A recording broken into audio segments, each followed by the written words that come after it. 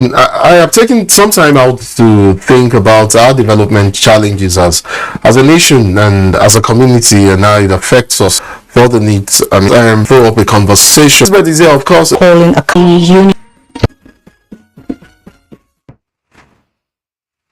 Our conversation is violent, money, an individual, not it's the network service of the NTA. Second state of the realm also gathered the issue of security. Gentlemen, it was limited. Alhaji Muhammad Idris Malagi. Please put your hands together for him as he comes to managing one of this occasion.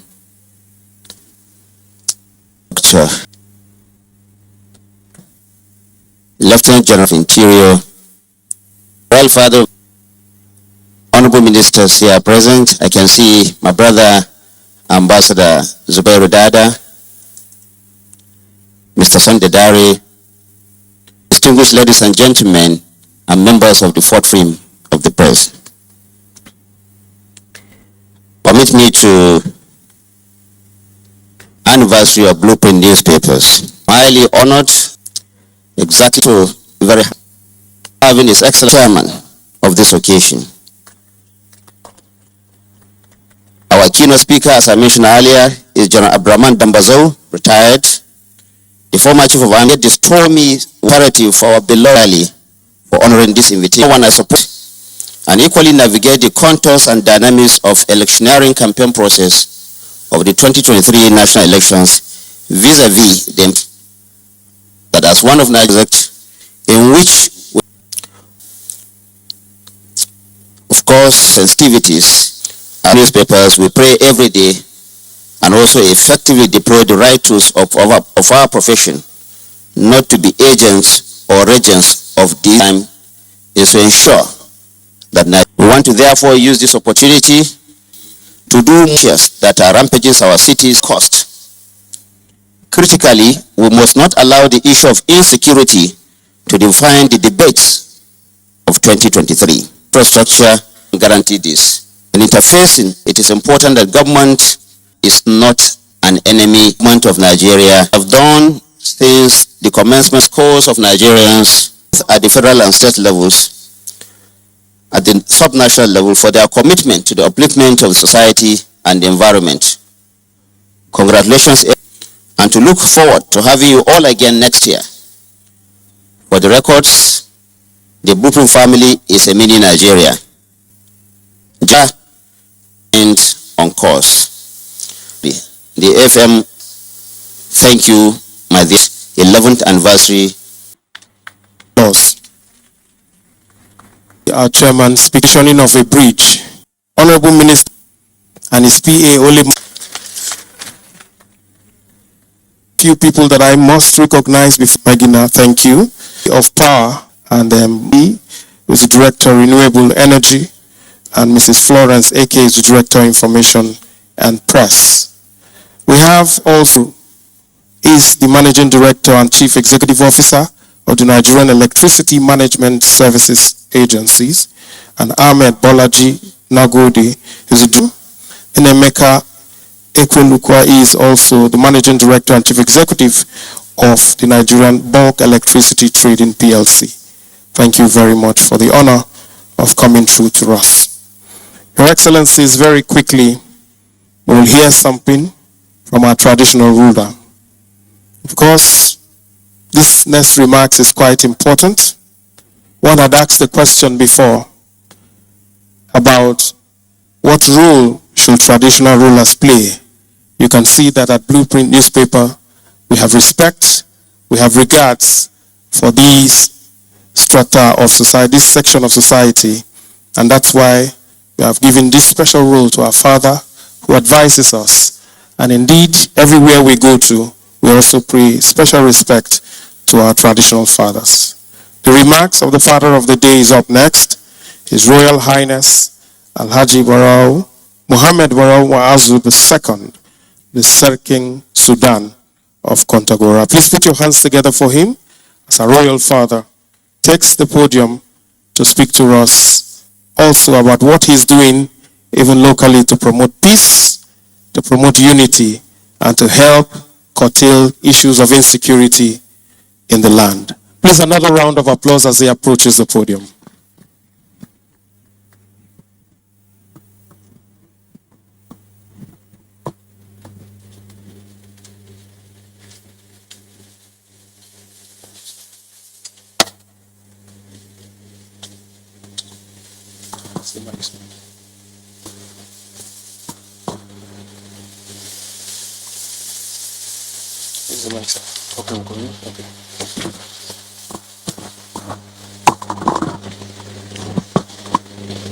أعوذ بالله من الشيطان الرجيم بسم الله الرحمن الرحيم. Special guest of honor, His Excellency Mai Malabuni, the Executive Governor of Yobe State, the guest speaker, Lieutenant General Abdurrahman Dambazo retired, Chairman Blueprint Newspaper, Alhaji Muhammad Idris Malagi,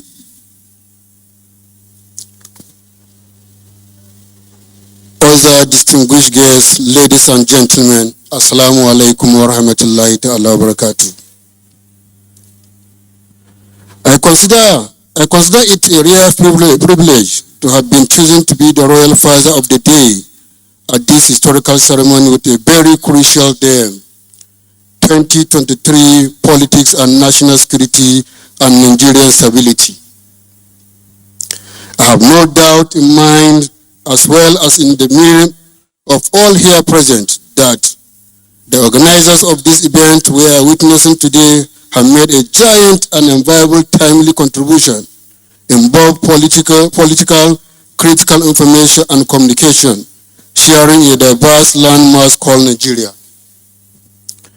Indeed, this pioneering, laudable role played by the Blueprint Media Company deserve commendation. In fact, those expertise initiative were from fertile and progressive minds that matters a lot in the political focus of this country. On this note, I heartily congratulate the leadership and management of the Blueprint newspaper in making this event possible. However, as the 2023 election draw nearer, I call in all Nigerians to make no mistake about the importance of the coming election. It will be another positive transition from one administration to another. This election is about change. Change not only in our national leadership, but also change in the Nigerian concept of political, national security and the country's stability. As 2023 election approach, Nigerians have a critical choice to make. It is clearly to me that Nigeria wants change. Change for reform that will create proper exercise of rights, security of life and properties. Change for the genuine and sincere development, and above all, for democracy that will enhance national security and stability of Nigeria. At this note, in order to raise the of the importance of political, national security and stability, all Nigerian media house must emulate the Blueprint newspaper limited by organizing seminar and lectures. Create awareness and enlightenment for the election. The media houses must rise above ethnic and religious profiling narratives and remain vigilant, pointing out challenges in a peaceful manner rather than resorting to violence and extrajudicial measures. Conclusively, let us join hands to strengthen the concept of politics, national security and Nigerian stability through all possible means. Let us come together to ease the pain of today while working for the gain of tomorrow. Let us set aside our differences, because we are first all human before religions and ethnic differences. Let us recapture the mood of optimism. Let us join together to build a country worthy of our children.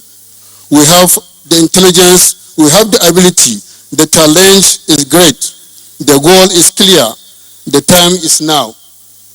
Thank you all. Subhana rabbika rabbil izzati amma wassalamu ala al-muslim. Alhamdulillah. Thank you all.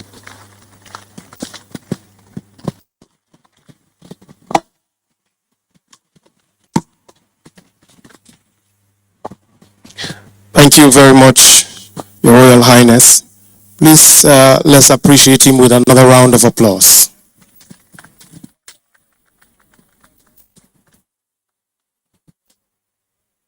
Your Excellencies, distinguished guests, ladies and gentlemen, we thank His Royal Highness for that intervention, and that will lead us quickly to the next. This, of course, will be a statement of one who has helped this nation, who has helped the political party, who has also helped individuals to build, to be strong.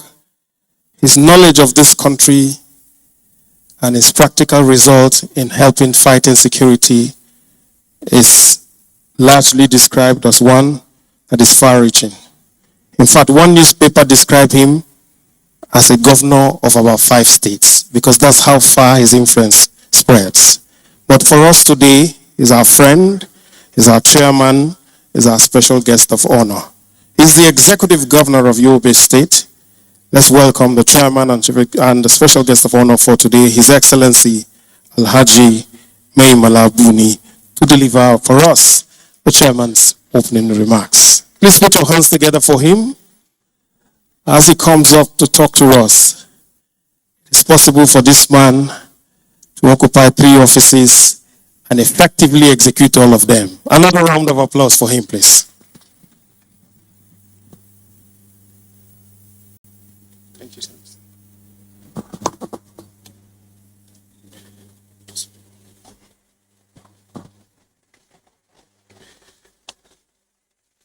Your Excellency, the Executive Governor of Kogi State, and the representatives of other governors here present,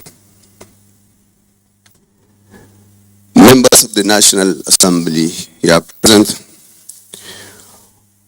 honorable ministers here present, the chairman, publisher, Blueprint newspaper, the guest speaker, General Abdurrahman Dambazau, retired,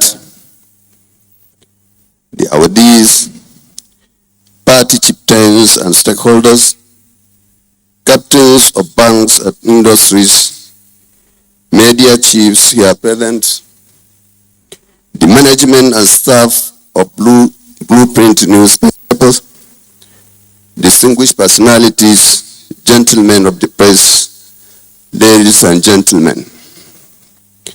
I'm delighted to be here with you at this great occasion of the Blueprint Annual Lecture and Award Ceremony, which I have the opportunity to chair. Let me warmly congratulate Blueprint newspaper for its resilience under a good management to remain in business in spite of the harsh global economic depression. I also wish to congratulate the recipients of this well-deserved award of the newspaper. I'm sure this honor will spur you individually and collectively to improve productivity and service delivery to your respective endeavors and to promote national development. Permit me to share with you that when I received the Blueprint Award some other 2 years ago, the donors board took care our achievements to justify the awards and honor done to us. It was obvious that individuals, groups, and institutions are keen observers of what we do. I saw such recognitions as springboard to improve on our performance to serve our people and humanity better. I have no doubt that the award will encourage you to achieve more greatness. I therefore congratulate you all. The occasion this year is unique in view of the topic of discussion. The great personalities assembled here and the timing of the event as we go into full politicking preparatory to the 2023 general elections. The theme 2023 politics, national security and Nigerian stability is very apt considering the security threats that usually accompany national elections and the already existing security challenges that have bedeviled our nation. The success or otherwise of the 2023 elections hugely depend on us, the politicians, the political parties, candidates, their supporters, and of course the political umpire, the Independent National Electoral Commission. The need for peace and security to conduct transparent, credible, and acceptable elections for good governance and development cannot be overemphasized. It therefore becomes obvious for all of us to make sacrifices and consider national interests above personal interests for a free, peaceful election in 2023. As patriots with the zeal to ensure the unity of Nigeria, there is no election or interest of any single individual that is worth sending Nigeria to a war. Nigeria has had many bitter tests of ugly and very unfortunate events under various regimes, from the very sad civil war to ethno-religious conflicts, bloody border communal clashes, and lately the Boko Haram insurgency, banditry, kidnapping, and secession, among others. These conflicts have robbed the country of rich and valuable human and material resources Nigeria cannot afford to have anymore. Therefore, for us to succeed, we must, as a deliberate policy, avoid politics and campaigns of hate and the promotion of religious and ethnic sentiments that are fast becoming major threats to our national unity and nationhood. The government, with the collaboration of stakeholders, must create the desired awareness among our supporters and the people of Nigeria generally to condemn and discourage inciting propaganda for us to have peaceful and successful election in 2023.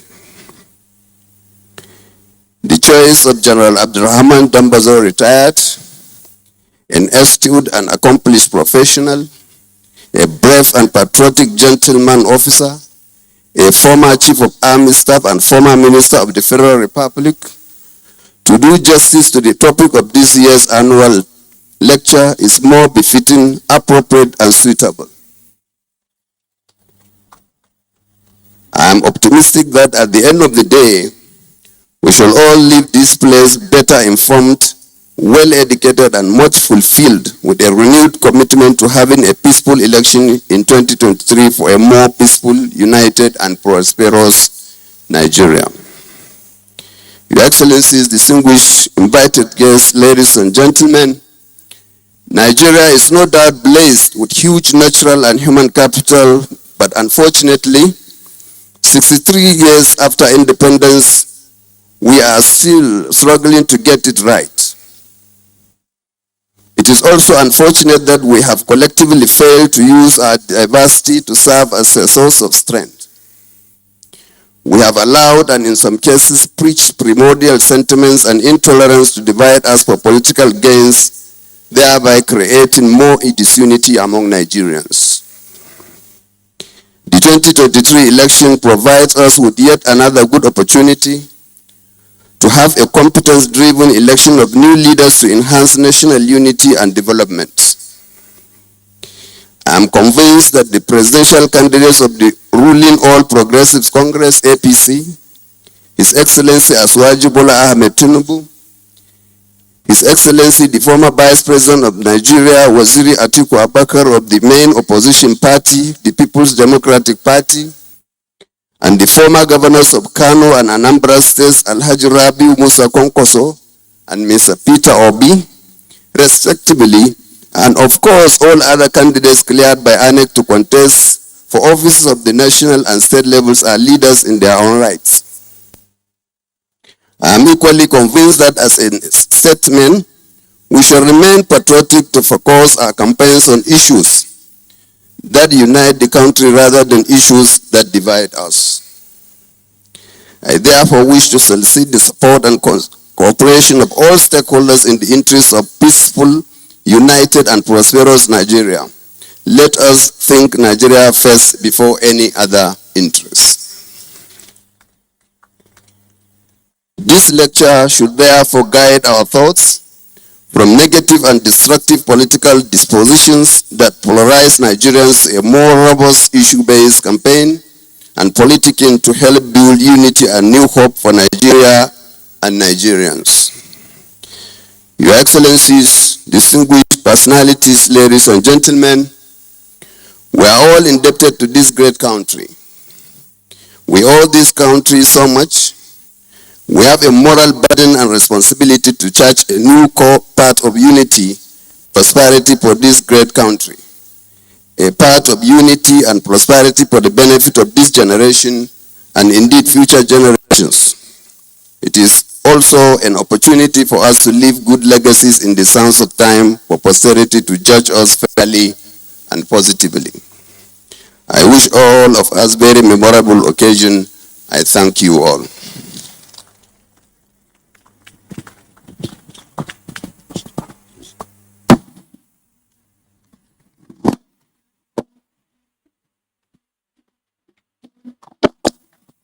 Please, let's put our hands together for him. Thank you very much. He deserves another round of applause, please.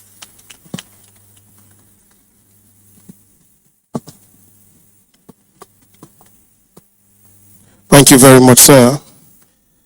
We are moving and inching closer and closer to the major reason for our gathering here today, and that will be, of course, the point where we get to speak to the issues and discuss the topic proper.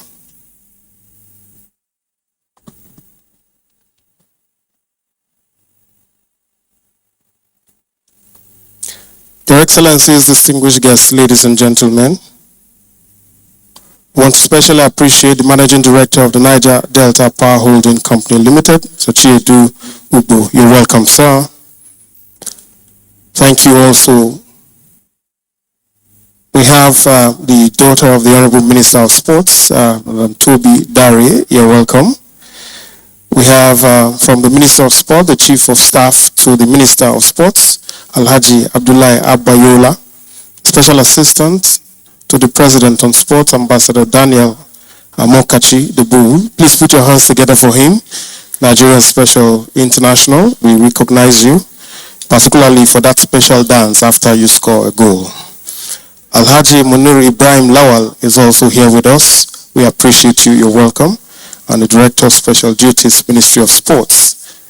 The Chief of Staff of the Honorable Minister of Youth and Sports Development, Alhaji Abayola. I think we have specially appreciate your presence. We have Hajia Ramatu Abdullahi, representing the Deputy Director of Federal Ministry of Information. Also, Alhaji Ali Grema is also here, Director of Humanitarian Affairs, Federal Ministry of Humanitarian Affairs and Disaster Management. Thank you for your presence. We have Air Vice Marshal A.I. Shehu, representing His Excellency Air Marshal S.B. Abubakar, former CAS of the Nigerian Ambassador to Chad. Thank you. We have a large number of people here. We have Maimuna Garba, GM Citizen FM. We have Amos Dunia, former Chairman of Council and Editor-in-Chief, Forefront, I think, magazine, one of the pioneer editors of Blueprint newspapers. And our keynote speaker, I've been told, is a former retired general, or a general, as you may say. We have a lot of editors here who I want to recommend to join the army, because an army, if an editor is already familiar with magazines, I think he can find out the difference between the one you use for paper and the one you use with a gun.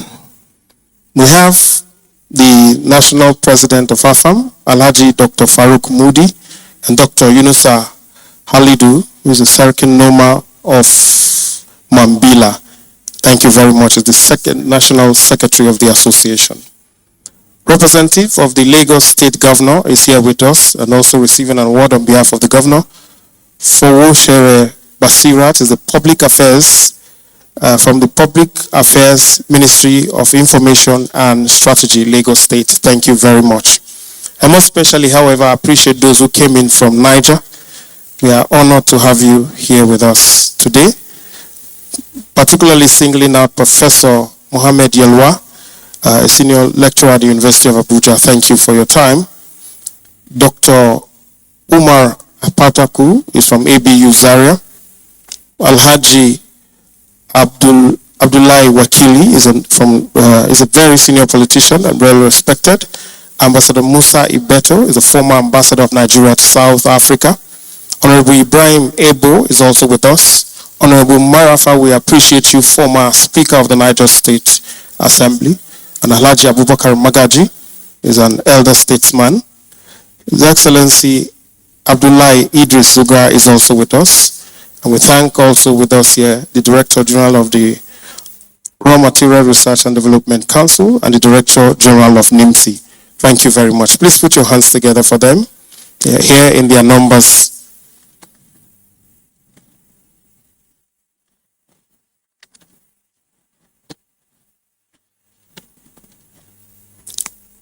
Your Excellencies, distinguished guests, ladies and gentlemen, the next two items will happen very quickly, and together we'll handle them. I want to, however, invite one who has a flair for writing books. One of his books, Military Law Terminologies, help to define what truly is the relationship between law and the military. He's also written on issues in crime, prevention and control in Nigeria.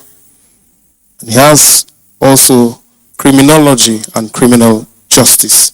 He has also written about 11 other published papers in the media in the United Nations, both on human trafficking, drugs, and other related issues.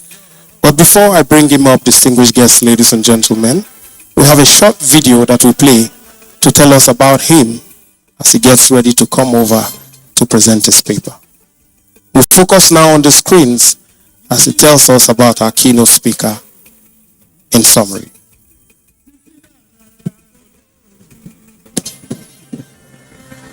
General Abdurrahman Dambazo in brief. Abdurrahman Bello Dambazo is a retired Nigerian Army general and politician who served as the 17th Chief of Army Staff between 2008 and 2010 and in President Muhammadu Buhari's cabinet as Minister of Interior from 2015 to 2019. He also holds the traditional title of Baradan Kano. General Dambazo was born on March 14, 1954, into an upper-class military family of the Dambazawan Fulani clan. His father served in the colonial army and his brothers held senior posts in the army. General Dambazo attended Barewa College, Zaria, and graduated in 1974. He proceeded to the Nigerian Defense Academy as a member of the 17th Regular Combatant Corps.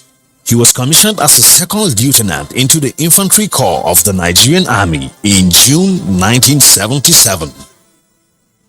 In 1979, General Dambazo attended the United States Army Military Police School at Fort McClellan. He obtained a bachelor's degree in criminal justice from Kent State University in 1982 and a PhD in criminology from the University of Kiel in 1989. General Dambazo served as a military officer, aide-de-camp to the Chief of Army Staff in 1979. He commanded Military Police Unit and served as Special Investigator between 1984 and 1985. General Dambazo was the Registrar of the Nigerian Defense Academy from 1993 to 1999. He also served as the Chief Instructor, Support Weapon Wing of the Infantry Center and School 1999 to 2001 and later as Directing Staff at the National War College from 2004 to 2006. General Dambazo also served as the General Officer Commanding GOC 2nd Division of Nigerian Army Ibadan from 2007 to 2008. Ladies and gentlemen, let us make welcome a Nigerian politician and gentleman, an intellectual and highly sought after conference speaker, our keynote speaker for the 2021 edition of the Blueprint Annual Public Lecture and Impact Series Awards, General Abdurrahman Dambazo, retired. Please put your hands together for him, ladies and gentlemen. Can we be on our feet as we honor him today? He's prepared, he's ready to fire from all cylinders, only he will not be using live bullets today. Please put your hands together for him as he comes up to deliver for us what we hope will be the solution to our problems moving forward. Please let's clap for him, clap for him.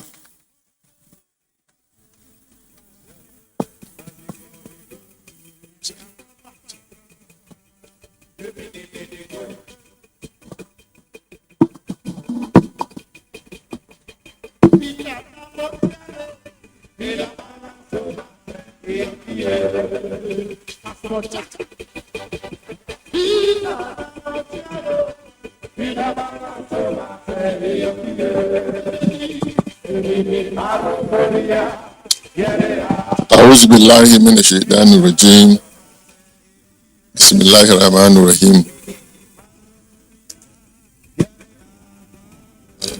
Glory be to the Almighty God.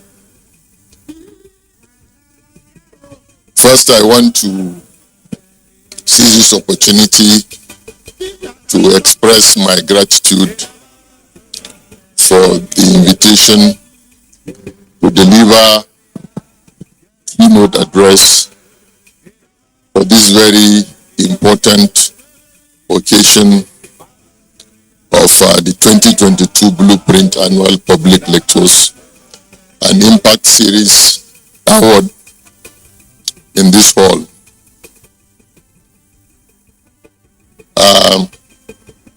There are a lot of expectations from what I have seen on the video about myself, and I do hope that I'll be able to do justice to that. When I was invited initially, before it was postponed, I asked the time that will be allotted to me for this presentation, and I was told. So based on that, I prepared for it. But of course, the chairman Blueprints was quick to remind me this morning that many of us here are old, so the attention span is very short. So that's why you saw me busy trying to see what I would delete, what I would leave, so that to reduce the timing.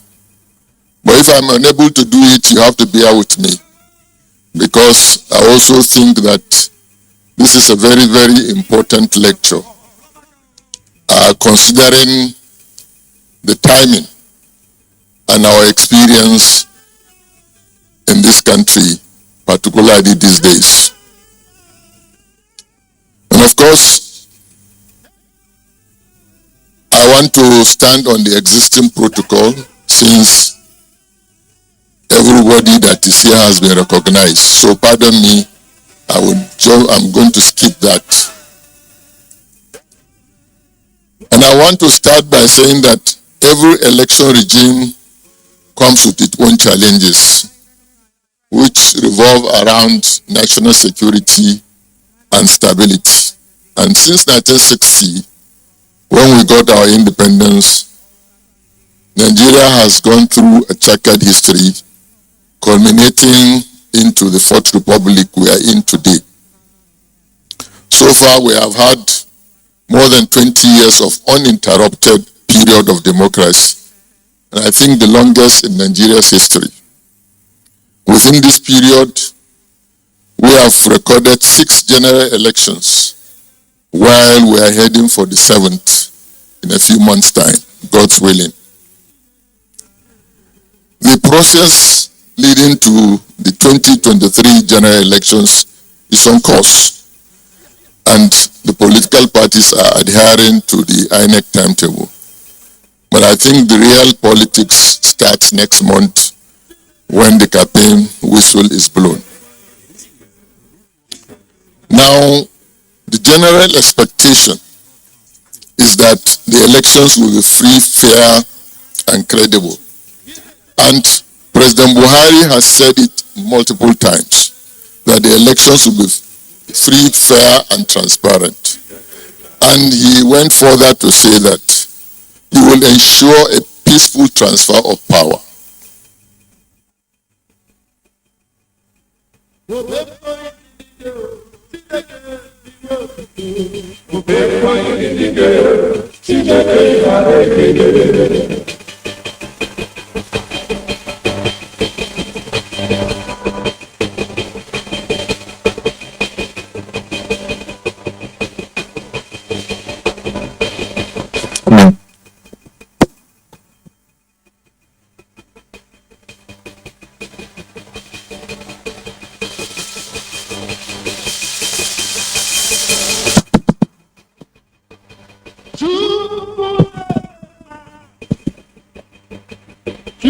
And I believe that he's saying this from his experiences of the 2003, 2007, 2011 presidential elections, each of which he unsuccessfully challenged up to the Supreme Court.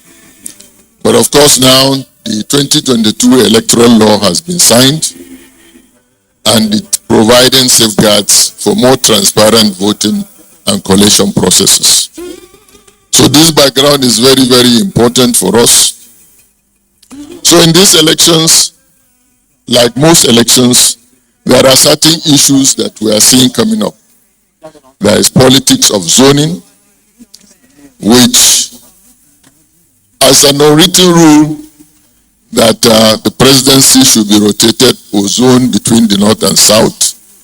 That has been an issue. And of course, there is the issue of the restructuring debate. And also this is an issue that is also going to affect or impact on the 2023 elections as it did in the past. The most extreme view in this debate of restructuring is that of the 1999 Constitution should be completely discarded for entirely a new one. In general, however, this debate will touch on source control, etc. Politics resulting from the politicization of religion and ethnicization of politics is another factor to have far-reaching consequences on the 2023 politics. The fact that religion and ethnicity are currencies for political mobilization is not a new phenomenon in our environment. What is relatively new is its promotion by religious clerics, institutions, and organizations.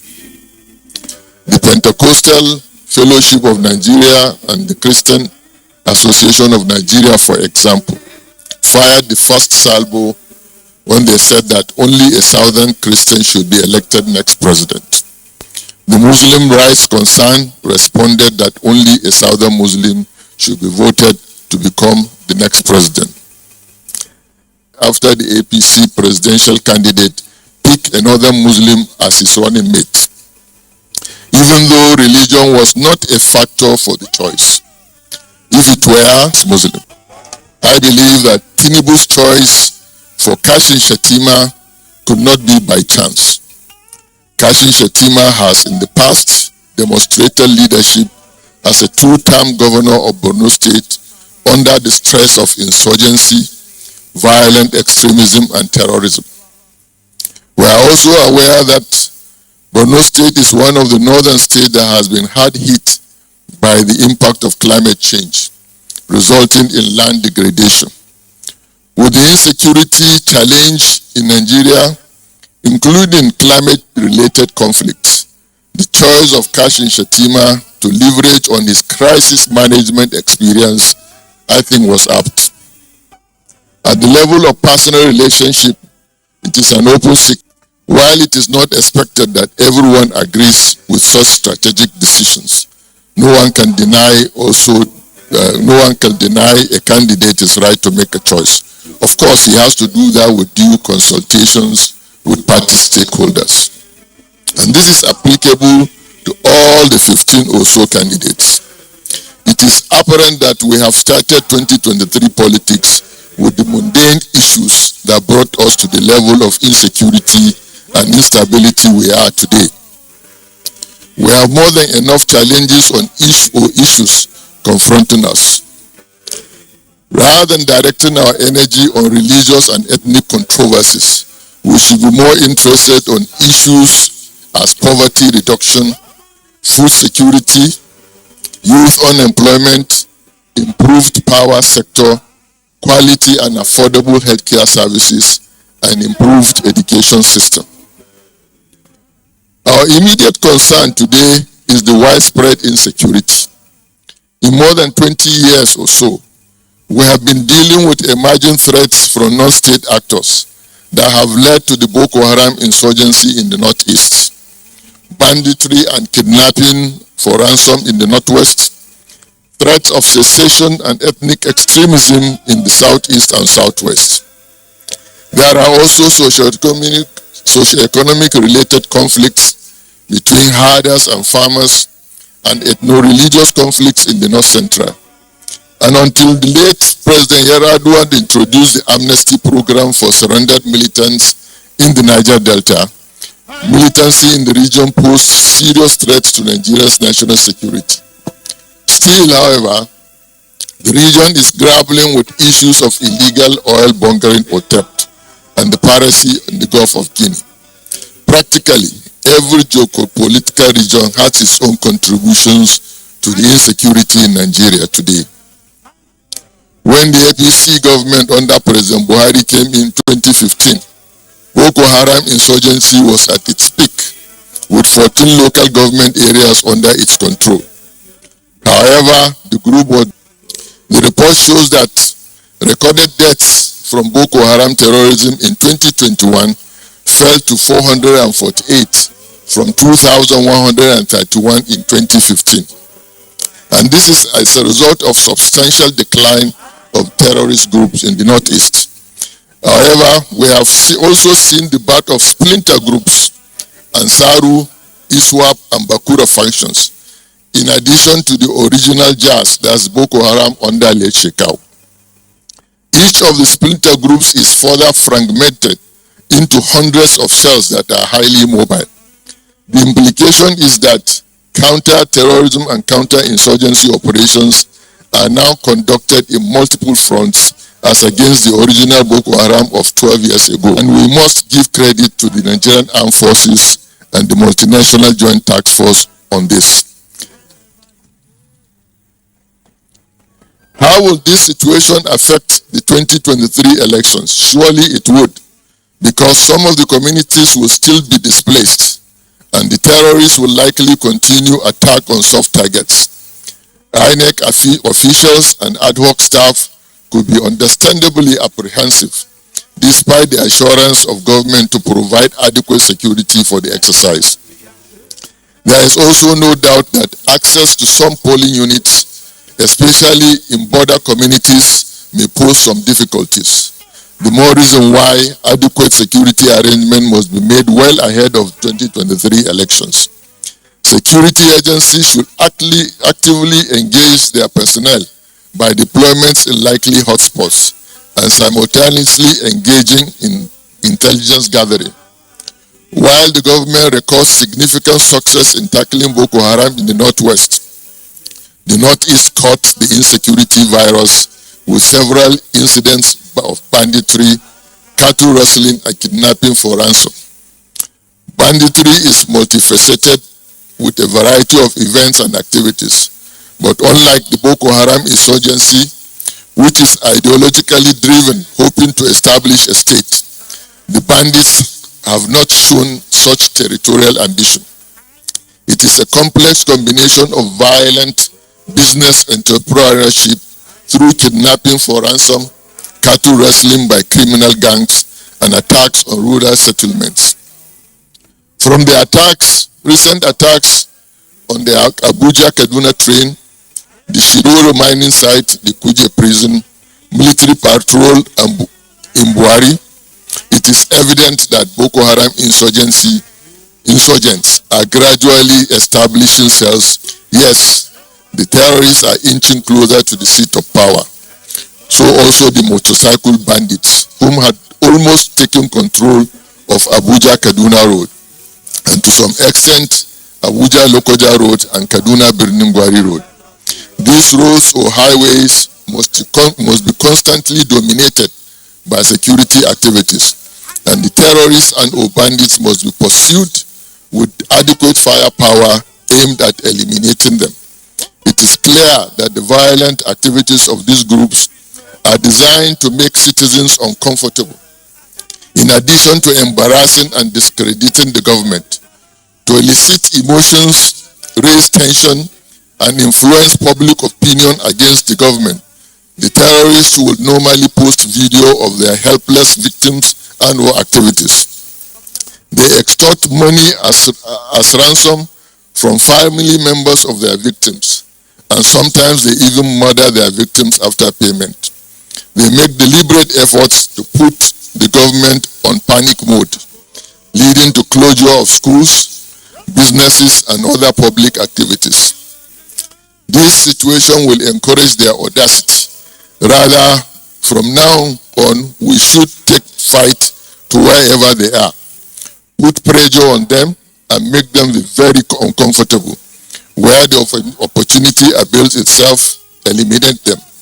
We must live our lives, our normal lives, and not allow some violent gangs to make us live miserable lives full of uncertainties.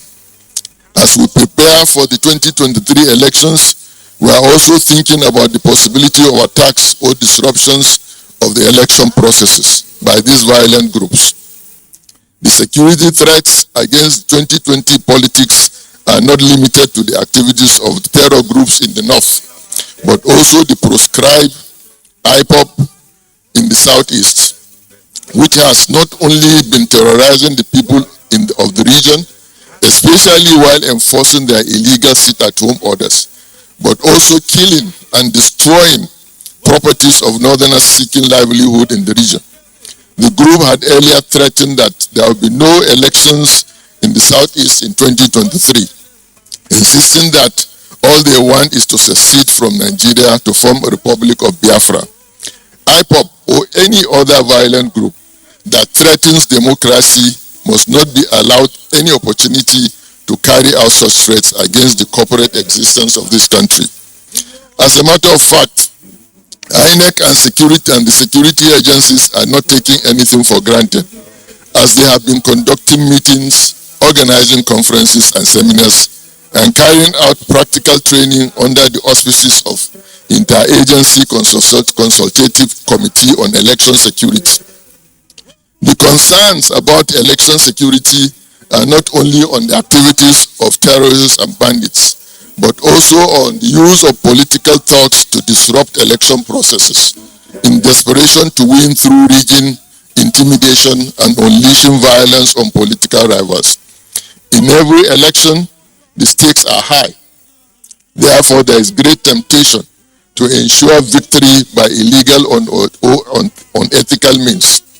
The protection of INEC sensitive and other materials, provision of security to polling units, to ad hoc staff, to party agents, to poll workers, to the media, to observers and INEC staff, the protection of voters, the voters themselves, the provision of security to cover campaign rallies, and the protection of candidates and other VIPs are very necessary in fulfilling the President's promise of free and fair elections.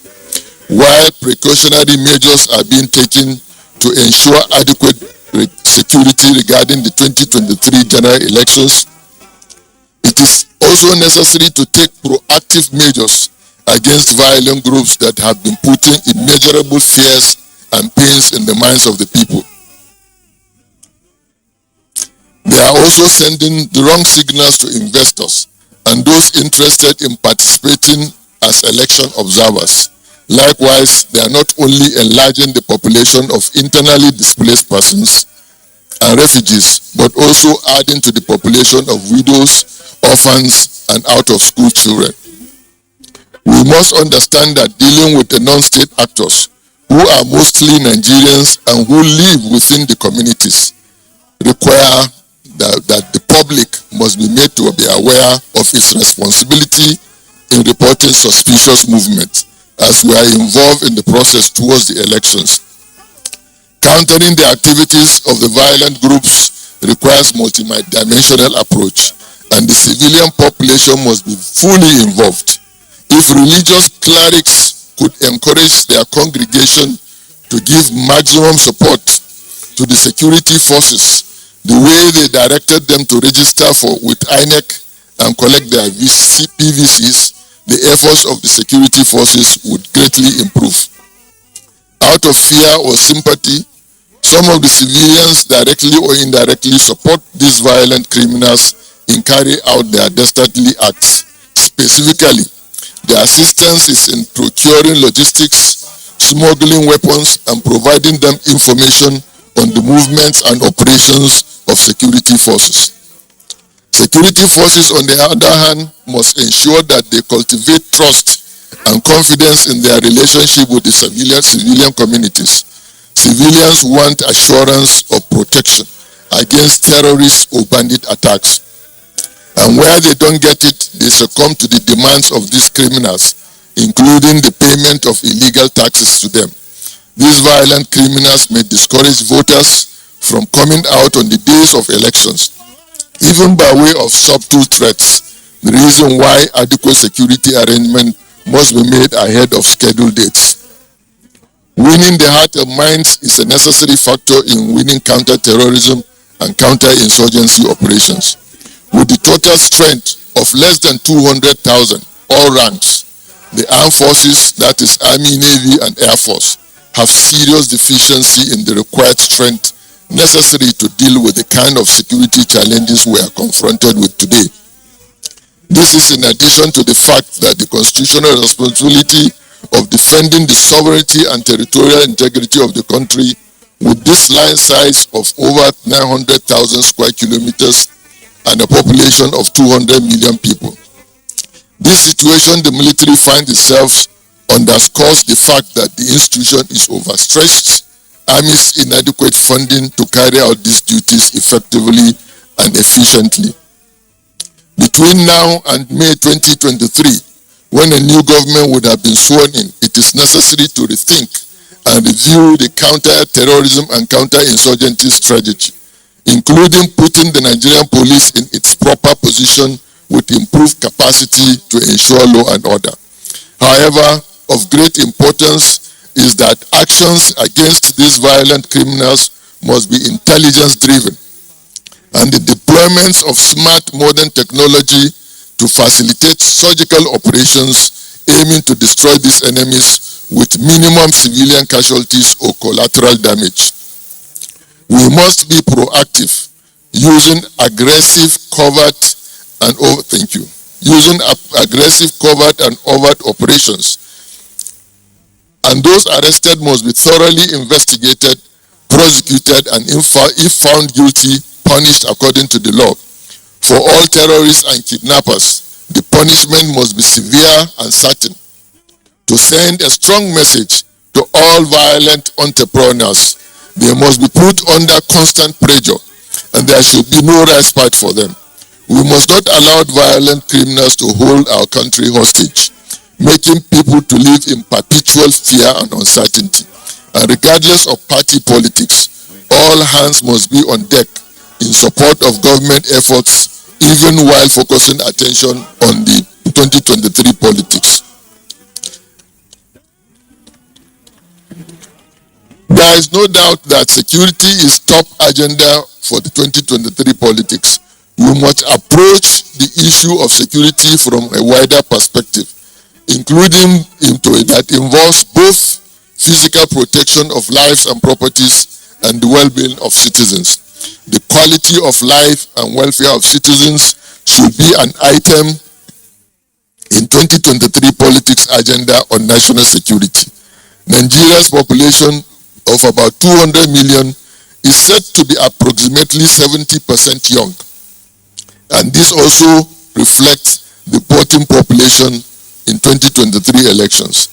Now, the UN had projected that by 2050, the population would double to about a little over 400 million, which also means the young population will also double. The extent to which this human capital is developed and its well-being adequately taken care of is of utmost importance. The youth bulge is a matter of serious concern now and in the future. What are our plans for the youth? And I think this is one of the questions we should ask ourselves while we are politicking for 2023. If we do not have positive plans for them in terms of poverty reduction, accessible and quality education, employment opportunities, skills acquisition, healthcare services, shelter, and other aspects of human development, ladies and gentlemen, there are readily available criminal and terror organizations that would easily recruit them for their violent activities. In addition, related to areas of border security and management, due to the influx of illicit drugs and firearms, should be of interest in the politics of 2023 elections. And I know that those states that are bordering some of our neighbors know the extent to which this is happening. The issue of firearms proliferation in Nigeria should be well captured in the political discourse, especially because of the ongoing Russia-Ukraine war, the aftermath of which may result in the smuggling of excess weapons into Africa, and Nigeria in particular. This is just as we have experienced with Libya. The truth is that Nigeria's approximately 4,500 kilometer borders are open and porous. As Nigeria's population is growing rapidly, climate change is ravaging the land and depleting water resources.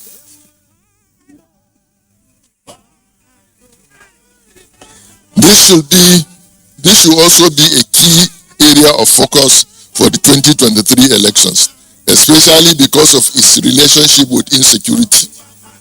There is no doubt that climate change is a major culprit of Nigeria's insecurity because by degrading the land, it creates scarcity of land and water as main sources for both herders and farmers for their livelihood. Climate change is the brain behind significant number of conflicts in North Central, but unfortunately, such conflicts turn ethno-religious since most of the farmers in southern Kaduna, Benue and Plateau are minority tribes and Christians, while most of the herders are Fulani and Muslims. We must commend President Buhari, who not only understood the negative socio-economic impact of climate change and its consequences to our society, but also followed that with action when he led the Nigerian delegation to sign the Paris Agreement on Climate Change on September 22nd, 2016 at the UN headquarters, and has now started implementing the Nigerian Climate Change Framework Act 2021 by appointing a Director General to head it.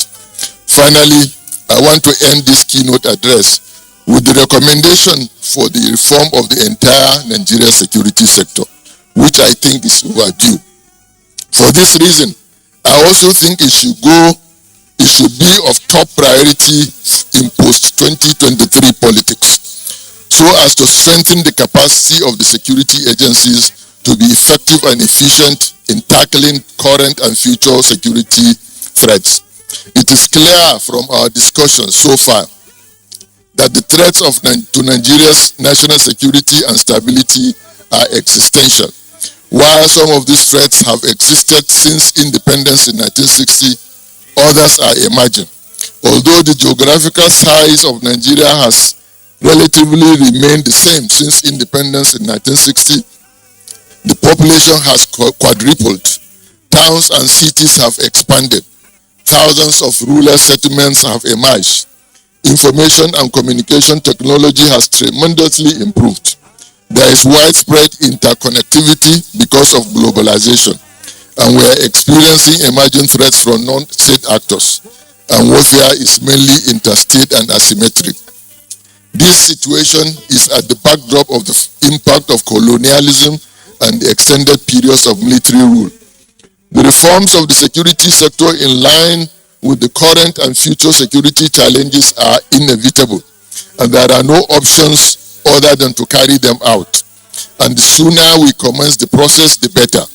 I believe that this should be the very first item on the agenda of the government coming in May 2023.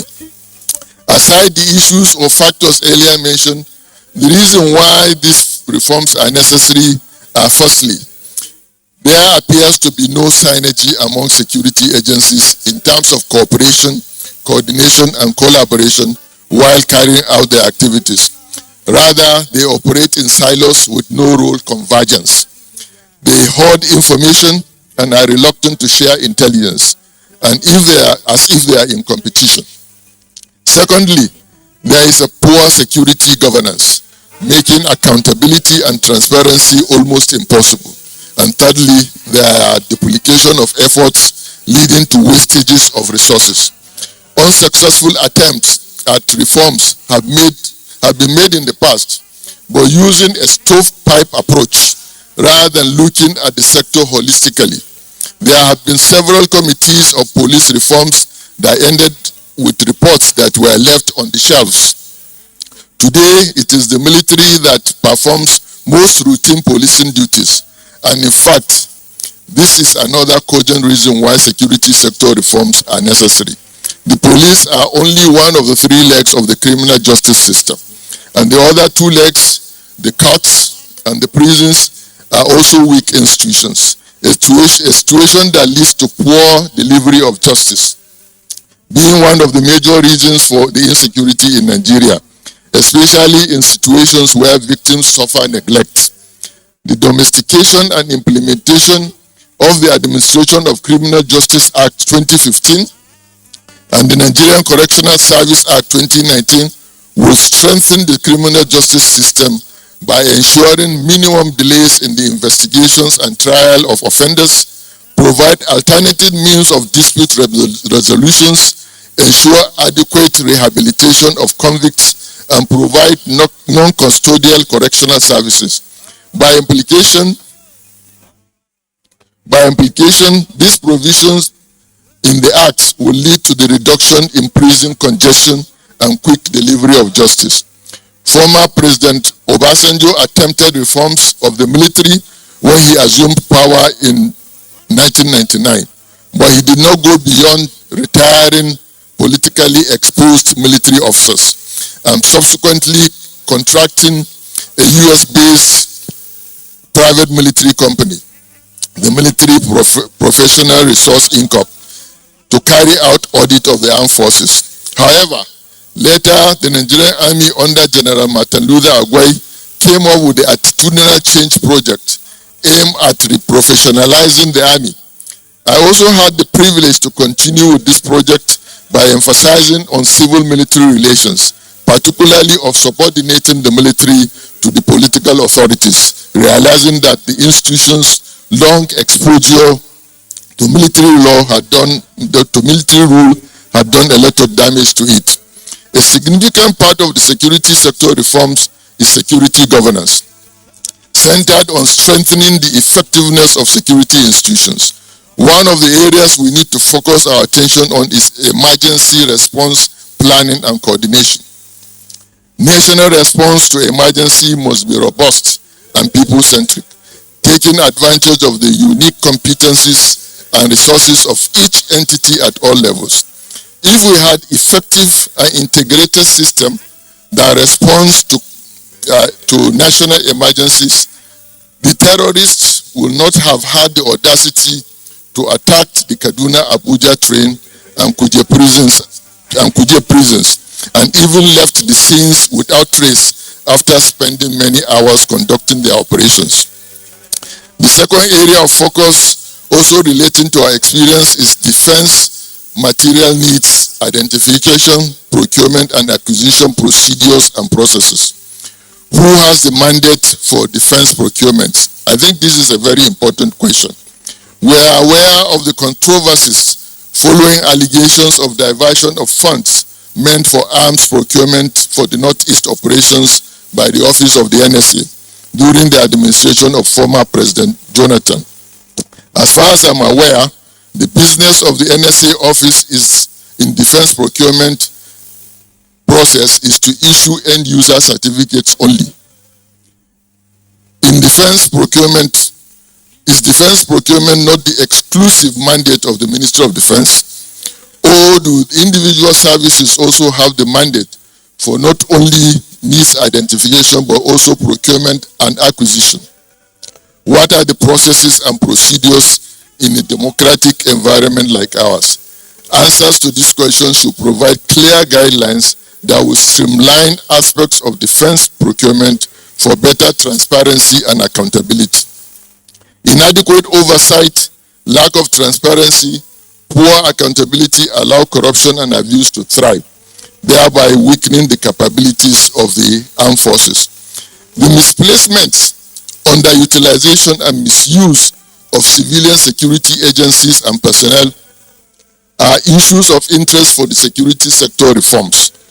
The Nigerian Customs Service, for example, aside the revenue it makes for the government, what informs the positioning of such strategic border security agency to be under the Ministry of Finance? Likewise, why should a public safety agency like the Federal Road Safety Corps be under the supervision of the Office of the SGF when it is clearly the mandate of the Ministry of Interior? Or the National Agency for the Control of AIDS, a health security outfit, not under the supervision of Ministry of Health. These are only a few examples.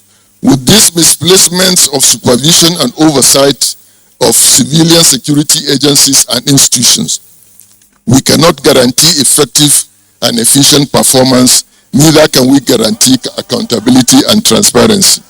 The police are both underutilized and misused, a situation that poses difficulties in efficient law enforcement. With a strength of about 400,000, a significant percentage are deployed for private security for individuals, organizations, and institutions. The best example of an agency being underutilized is the Nigerian Security and Civil Defense Corps. And they could serve same purpose as the United States National Guard, those creating a force between the military and the police. If my push as the then Minister of Interior for the establishment of the Agro Ranger unit in the Corps had been funded to take off, most of the attacks on farmers and cattle rustling would have been checkmated, thereby protecting our food security. Your Excellencies, distinguished ladies and gentlemen, we urgently need to reform Nigeria's security sector for efficiency and effectiveness if we must guarantee the nation's peace, security, and stability. The reforms will redefine, restructure, and reprofessionalize the entire sector in a holistic manner and would provide the security sector that is effective and efficient in matching contemporary and future security threats to Nigeria. I must draw our attention here that to be successful, the reforms of the security sector must also consider the importance of the welfare of security personnel, their salaries and allowances, medical backup, housing, education for their children, death benefits, gratuities and pensions, and any incentives that will boost their morale and make them sacrifice more in order to protect us. Thank you very much.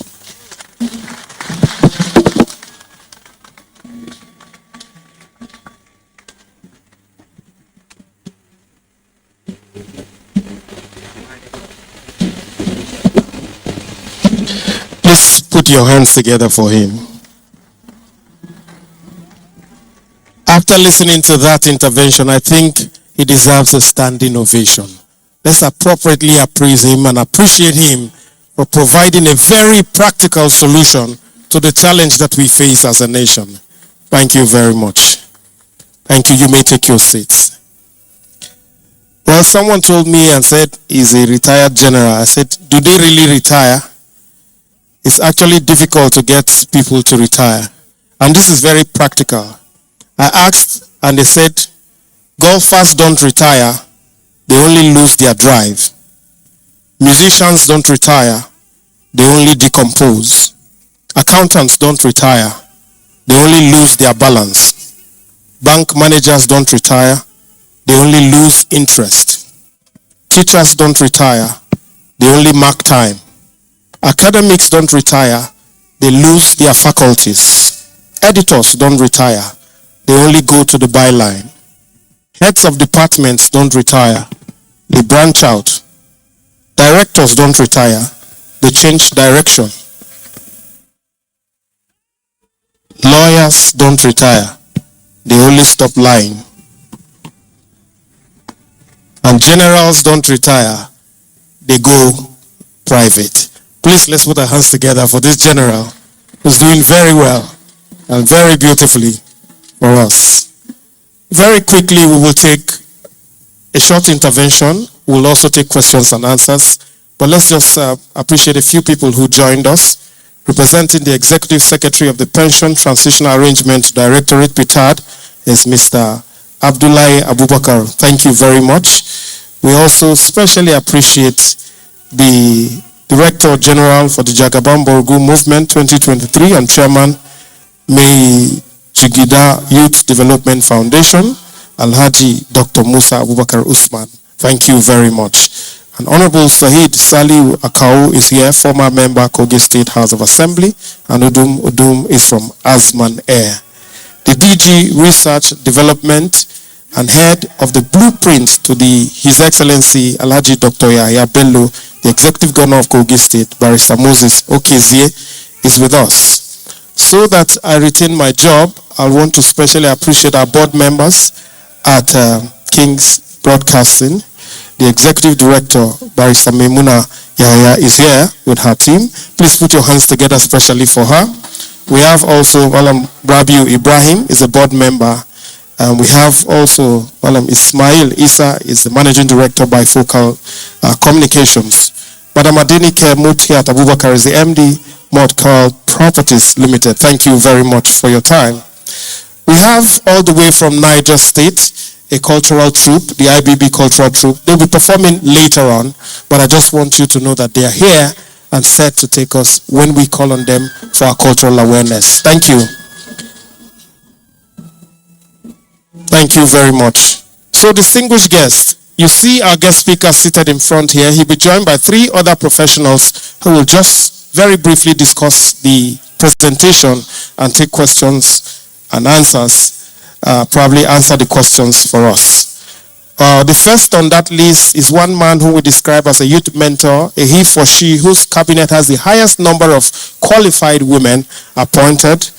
He was one who pioneered and helped to construct the first flyover bridge in Kogi State, the Ganaja flyover.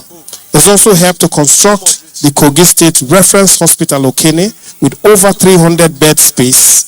It helped in the construction of the ultra-modern General Hospital, as well as the establishment of the Conference University of Science and Technology.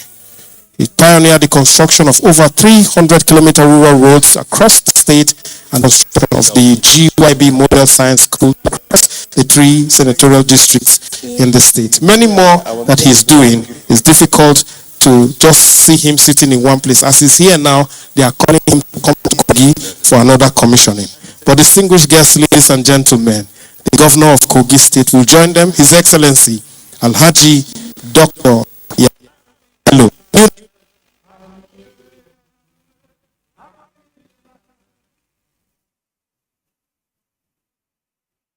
The day, 7 days a week. You can watch NTA International live on your TV, computer, iPad, tablet and phone. Log on to visiontv.co.uk and click on Entertainment, then NTA. You can also download the iOS or Android app on your mobile devices to watch NTA International on the go, anywhere in the world. NTA International, your window to the world. Information is power.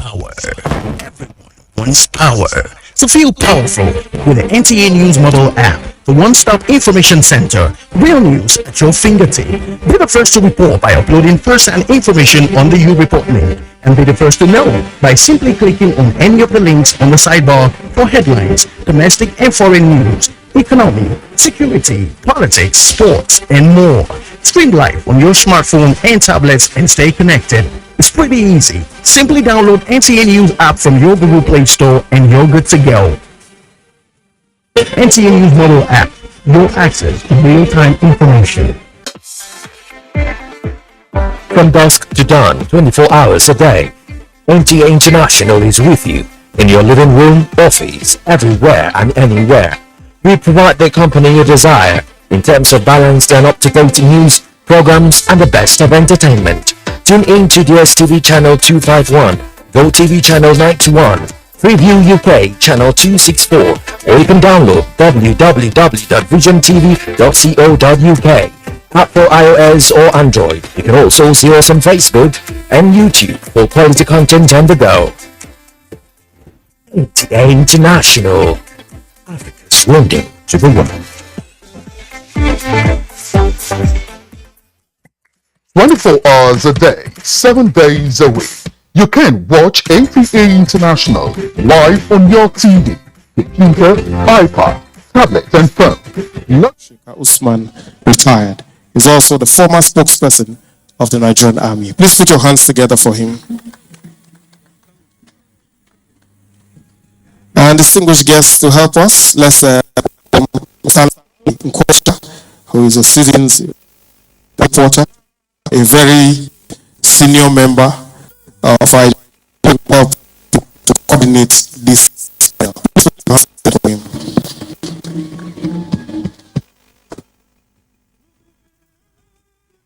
Ladies and gentlemen,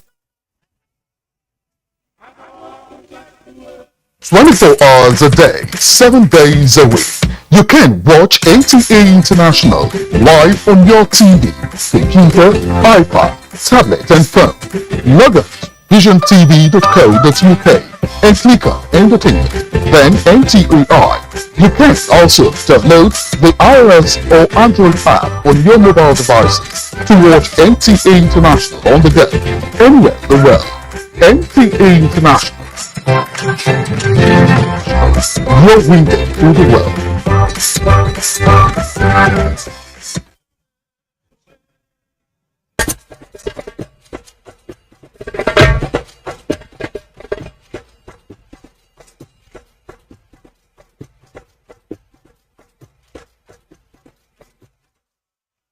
One or two comments from the podium.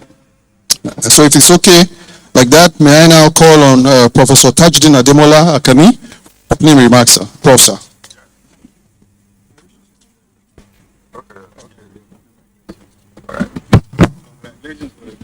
Thank you.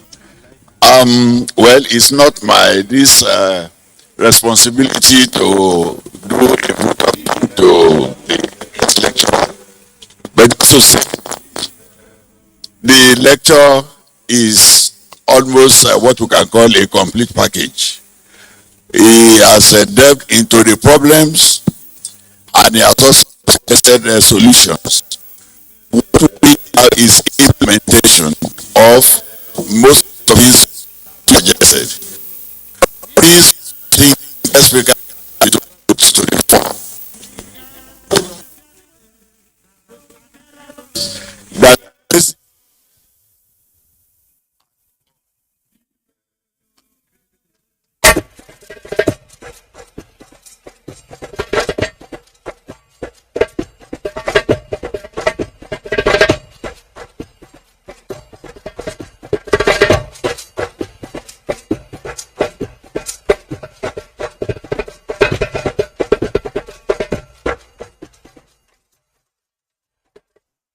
challenges were almost simple.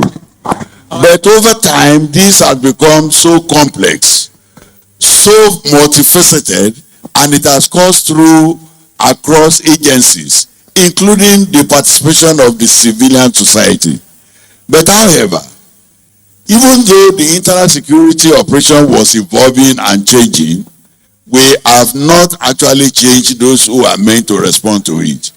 While we originally thought that it was the police that was supposed to be the lead agency for ISO operations, but because these challenges have changed, have we changed the police? What he has recommended to us now is that for any nation that's going to talk about these issues, that it has to adopt what we call systems thinking. And it is the system thinking that will involve and all of the people affair. He has called for integration of the security agencies, including all the agencies that will be able to address this situation. And for us to now be able to do this, it shows that the agenda for whoever is coming in is to do a reform of our security sector. One good news about it is that there is no blueprint for security sector reform. There is no, this is the way it is done in America, this is the way it is done in Germany. Each nation is going to develop what is appropriate for its own environment, but it needs the backing of the political system. And that is why, for us to achieve whatever we are going to achieve, this must be key in the agenda on whoever is going to lead the nation in the coming dispensation. And as a kind of an advice for whoever is coming in, government should do something that is real. International communities listening to us, listening to a person like General Dambazau reel out the diagnosis, the prognosis, and the treatment of the problem of this nation. They will ask us a question.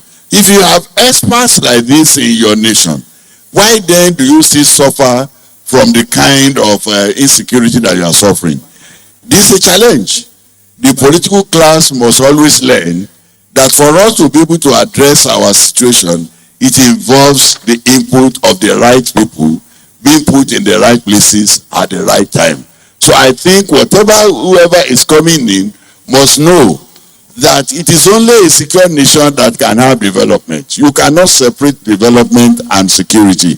And one very important thing which you mentioned is the message to the young people. This is a nation that has a population of about 70% youth population. And unfortunately, any nation where they have such a large population of young people is supposed to be a plus.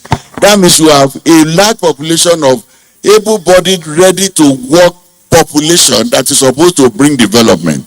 But if you do not prepare this population for them in a way for them to be able to take up responsibilities, if you don't give them a broad general education that is functional, if you do not ensure a kind of income that is going to be able to see them to live a very good life, then the coming challenges is huge and real.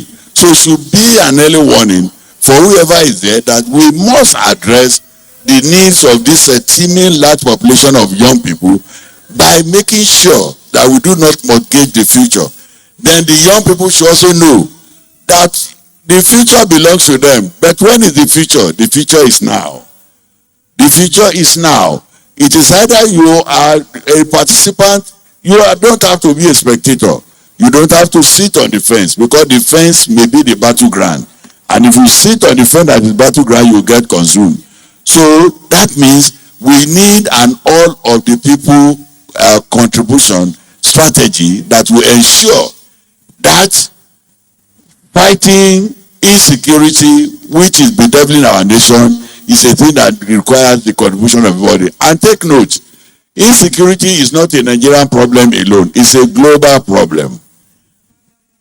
What will distinguish a nation is for you to have your institutions in place, well crafted, well suitable for your own needs, so that at the end of the day, the development that we are looking for is going to come our way. Thank you very much for the opportunity. Thank you very much, Prof. Thank you so much.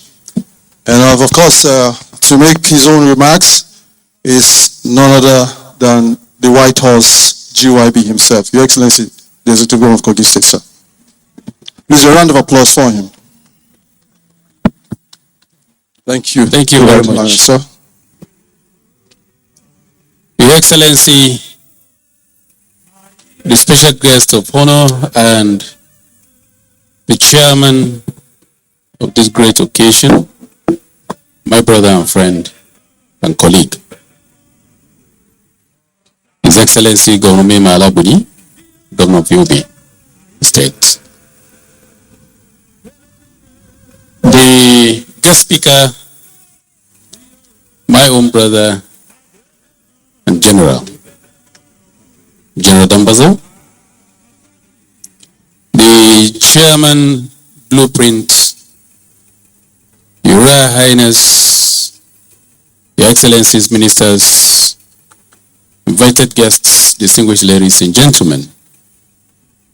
Let me appreciate God Almighty, the chairman, management, and staff of Blueprint newspaper for organizing this all-important lecture series, the 11th so far, and still counting, and for inviting me to discuss the paper delivered so far. I appreciate the guest speaker and our guest lecturer for giving us a lot to go home with today. General Dambazo is a repository of knowledge and action. There's no doubt he left a huge mark. He left a very white shoe, and I don't think anyone is yet to fill that shoe in the Nigerian army, especially in various positions and offices you have occupied. Nobody will ever believe that you spent barely just 2 years as Chief of Army Staff and you made a huge mark. We appreciate you, sir. A lot have been said, and I believe this particular lecture, you are going to make it available to all of us to study and make reference to. At any point in time, I'm invited for a lecture like this. A lot runs through my mind, and I'll just tell you just a little. That series of lectures, symposium or symposia, workshops, talk shops, and talk shows have been organized in this country by individuals, institutions, both private and government, both multinationals. And then beautiful papers are being delivered all the time. But what do we make of it? As those of us in government, in high positions of authorities, the leaders, the elites especially, and Nigerians in general. General Dambazo has been able to bring out highlights of what our challenges are and prefer solutions as well. I'm known to say the facts, and I speak the truth to authority at any point in time. Yes, we are in government today. We came to solve problems. We solved problems, and there are emerging challenges. Hence, this very wonderful topic that we're discussing today. How do we go from here? And what do you take away from here? Your Excellencies, distinguished ladies and gentlemen, what I took away from here today is that Nigeria as a nation, we are confronted with problems and challenges. These challenges are man-made.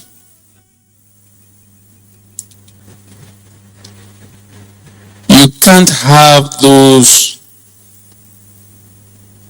that are causing trouble, problems, coming up with challenges to be the same persons you think that will solve it.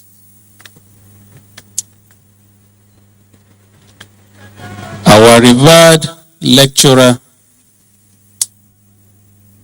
served the Nigerian army excellently and retired. He was appointed as Minister of the Federal Republic. At a point, he was asked to step aside. Who knows, probably, if he is there today, or if he were to be returned, probably most of these challenges won't be here today. He asked so many questions. And the question is why General Dambazo was not returned. You can't have those profiteering from insecurity solve the same problem. You want to close their markets. How is that possible? I continue to say, I will say it, and when I leave here, you don't want me in Abuja, I stay back in my Kogi state. And I'll continue to remove the cockroaches that are there. Distinguished ladies and gentlemen, these challenges that we are faced today, I am a governor, and I know so much.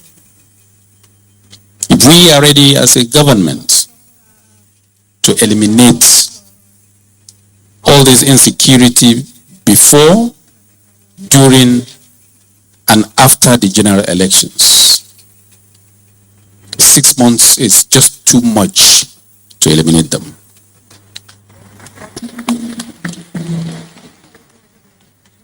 Including all the reforms that he propounded in his lecture. I continue to tell those who care to listen to me that we shouldn't expect President Muhammadu Buhari to hold AK-47 or RPG to come and secure my schools, my roads, and the bush for me. I should not even expect the Chief of Army Staff or all the service chiefs to hold a rifle to come and secure it by themselves. I should not even expect the last commander to hold the rifle by themselves. It is we, the leaders, we the elites, especially the political elites, that will decide and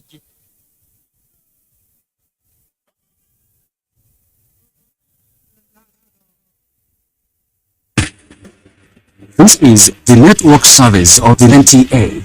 We'll be joining our outside broadcast crew for another live broadcast. This broadcast will be continued later.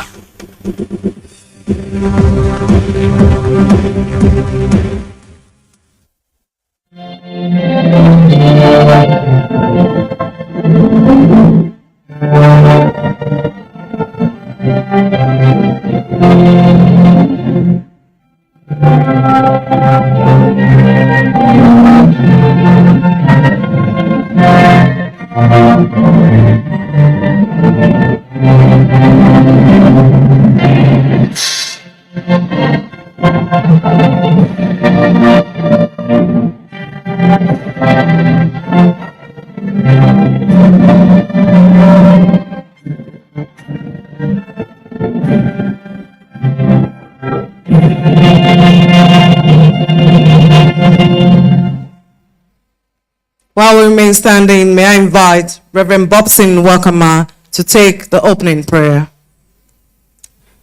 Father, we thank you in time like this. Now you have gathered your children in this commissioning. We thank you for the arrival of your son and your servant and the governor of Rivers State. We pray, Lord, that your grace will continue to abide in his life, that everything we will do here will be under your governance, and your name alone will be glorified. The devil will continue to be ashamed. Blessed be your name, O God, for we pray through Jesus Christ our Lord.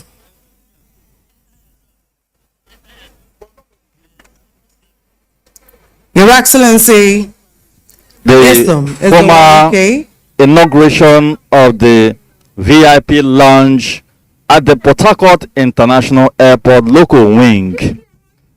NTA Network Service is here to relay to your living rooms and offices the details of this transmission, a project embarked upon by the Rivers State government. The Right Honorable Ikwi Owajibani, DSSRS, Speaker of Rivers State House of Assembly. Malam Mohammed Bello Adoki, SAN, former Attorney General of the Federal Republic of Nigeria. Chief Dan Obi, Vice Chairman, South-South Zone of the People's Democratic Party. Ambassador Desmond Akawo, Chairman, People's Democratic Party, Rivers State.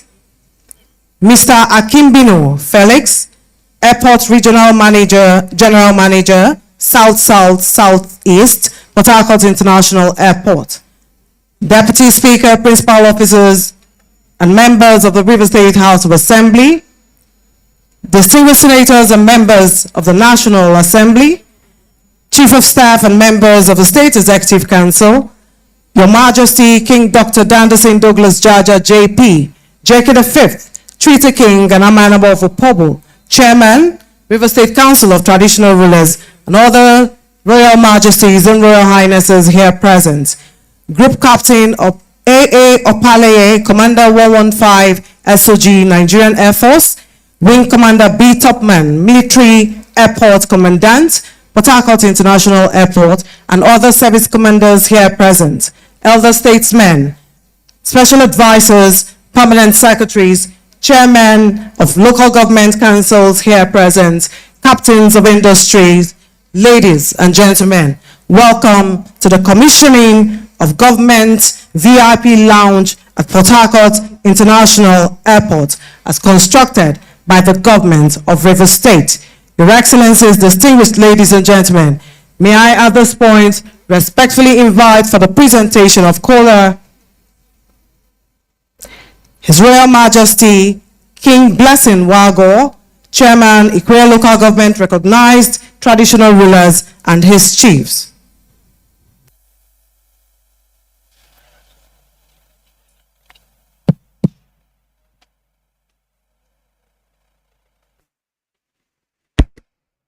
This event is holding at Port Harcourt International Airport, the local wing, and of course the host community to this international airport is the Omawa community. There you have the traditional rulers presenting kola to the governor and his entourage as a sign of welcome to the community. Okay, make a.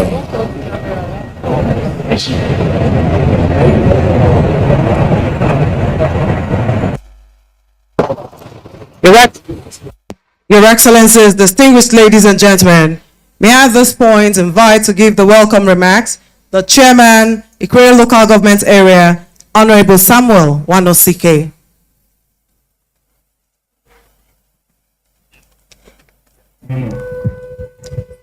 His Excellency, the leader of our party, our general, the leader of the South people, the pride of the Rivers people, Governor Ezebro Nelson Wike, Power Sports of Africa. We welcome you to your land, Ikwe Local Government. We also welcome all those in your entourage, including the Governor of Bauchi State, Senator Bala Mohammed, and may I plead that I should be allowed by you, His Excellency, to stand and speak on the established protocol by the MC. Today is a very special day in the life of Rivers people. But we must say that we feel pained that we didn't get the opportunity of having a man of this capacity in this ballot that is coming in 2023. Because this is international standard, a class that every Nigerian will wish to have.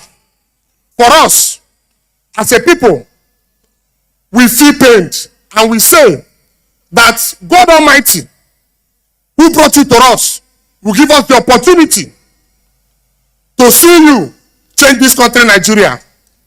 We thank you for coming to Ikure local government, and may God bless you. Thank you, His Excellency.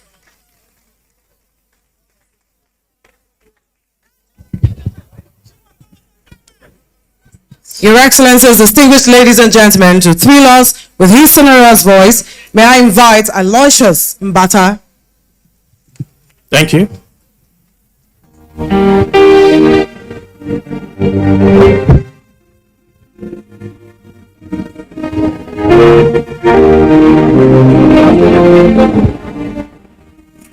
Bless this house, O Lord, we pray. Make it safe by night and day. Bless this wall so firm and stout, keeping wants and troubles out.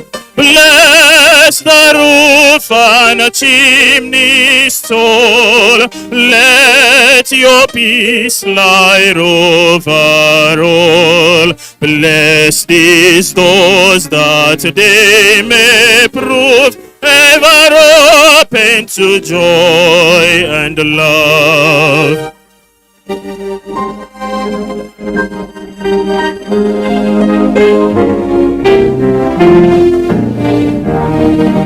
Bless these windows shining bright, letting in God's heavenly light.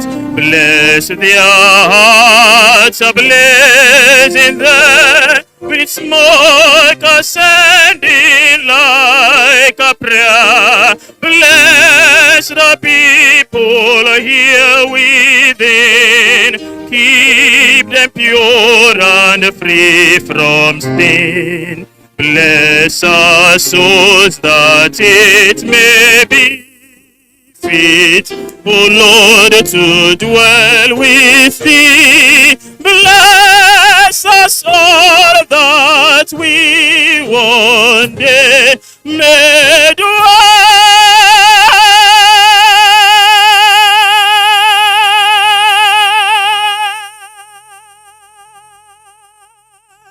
Oh Lord, with thee.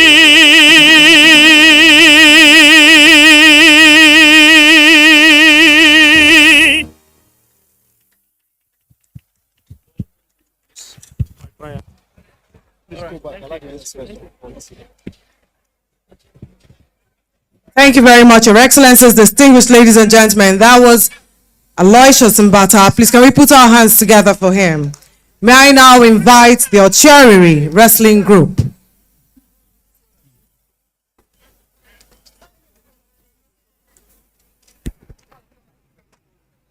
Of course, the event, like we established, is holding in Omagwa. Omagwa is one of the communities in the Ikwerre local government area of Rivers State.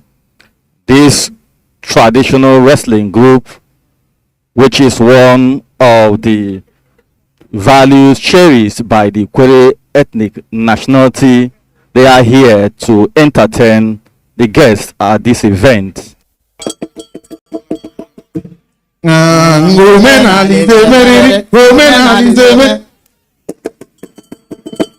Yes, no, we can.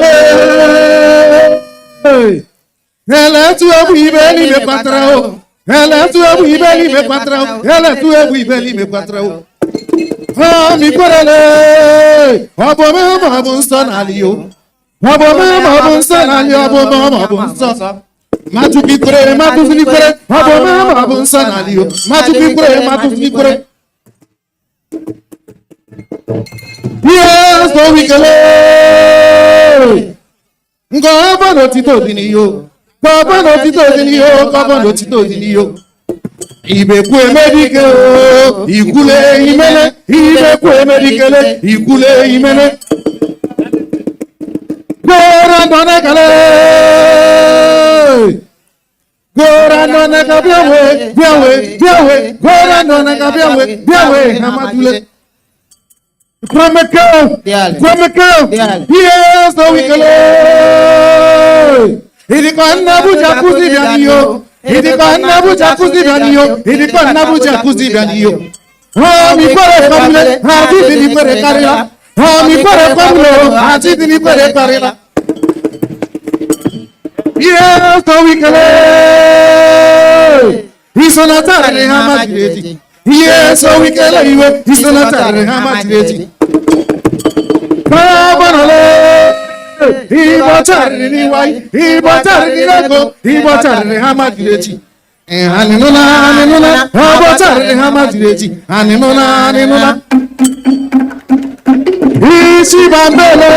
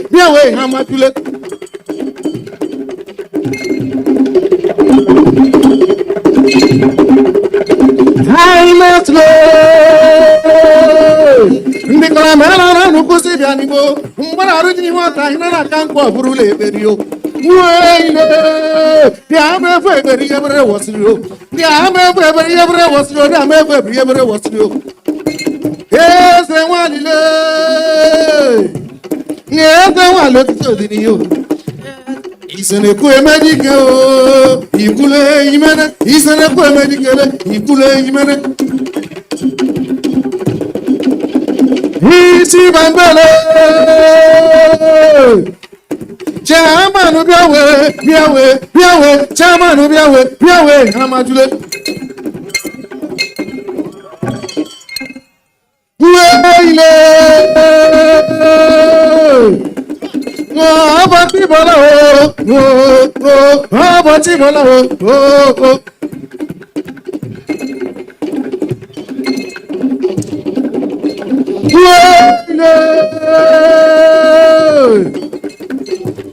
Chief of staff meka chief of staff meka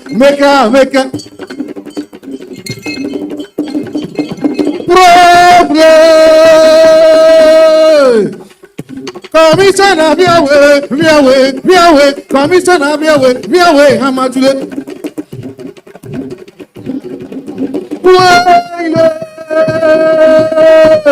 Prince yecho titozini yo imene Prince yecho titozini yo imene Chati woborolo Chati woboro biawe Chati woboro biawe amadule Probo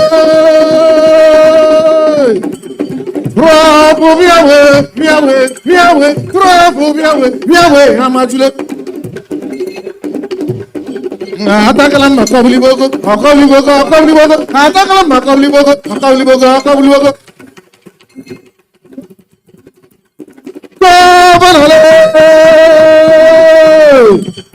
Aboma mabu sanalio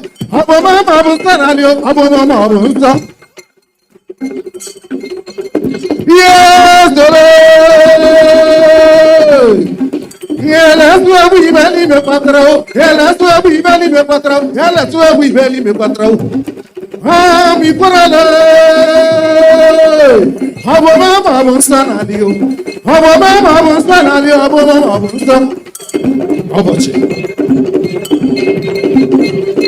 Ichi bambele, ichi bambo tito video. Isi mambo tito video, isi mambo tito video. Ibe kwe medike o, ibule imene, ibe kwe medike o, ibule imene. Can we put our hands together for Terry Wrestling Group? Thank you so much. May I now invite to Fiakwa traditional music. Thank you. Thank you. All of you. No, ma, guru microphone.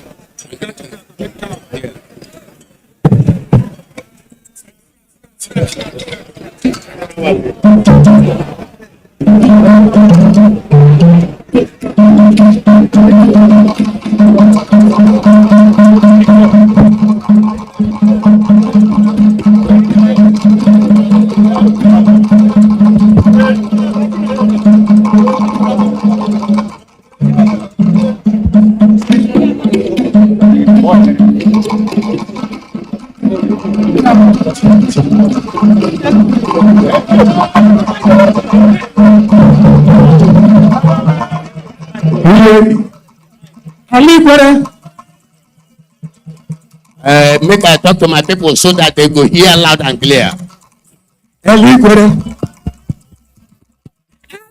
Abelinda, oh. Anyone, Abeli Papa. Nke Morgan Eri. Ọwọ́ kẹmẹ ọwọ́ ọmọ wọn ní gbèrè. Eri kẹmẹ ọdún mọ̀ tún ní gbèrè. Ẹlí kàkọ́ bó di alíkíni. Góòlù làǹdẹ̀ bẹ́ẹ̀ lí gbèrè. Àdínú wà ìgbèrè. Jíbẹ̀ nèrí eri gbèrè nùṣẹ́. Kàríbẹ̀ nèrí eri gbèrè nùṣẹ́. Egugere bọ̀ hàn ní gbèrè. Ọ̀dọ̀gọ̀rọ̀ bó nọ́nú di o. Mbalaka bó nọ́nú bẹ̀. Rivers